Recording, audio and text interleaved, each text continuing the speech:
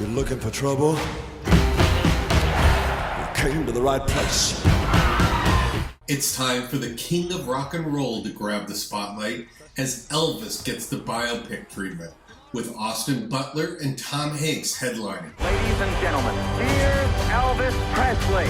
Chronicling Presley's life and career from childhood to global icon, the movie centers on his relationship with manager Colonel Tom Parker, played by Hanks. Tomorrow, all of America will be talking about my war. Elvis is about the next evolution of cultural life after a comet smashed into the world, and it happened to land in Memphis. Feels like he lived 100 years, but it's amazing that he was only here for 42. But the fact that you can see him in the 50s as this young, vibrant, 19-year-old kid, it feels like that's a whole other life from the 60s and all the films that he did in that time, and from 68 Special, and then the 70s feel like this whole other era. I'm gonna do what I want to do, sing the music that I want. The Colonel knew that Elvis would never be able to stay this guy who wiggled his hips on TV and sang rock and roll songs.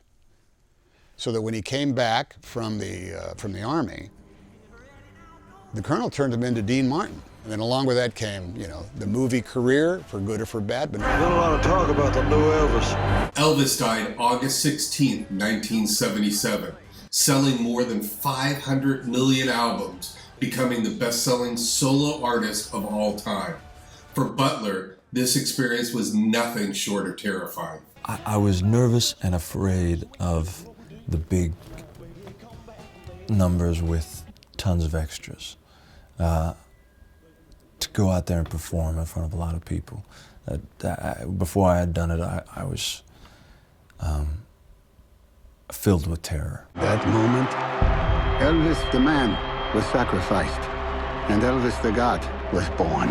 And for Hanks, understanding Elvis's process creating music elevated his respect for the artist. I can actually say now, I listen to Elvis in a whole new way because we made this movie. And I know an awful lot about the background of each individual song and what era that he made them in. A lot of people saying a lot of things, but in the end, you gotta listen to yourself. In Hollywood, Mike Waco with your entertainment.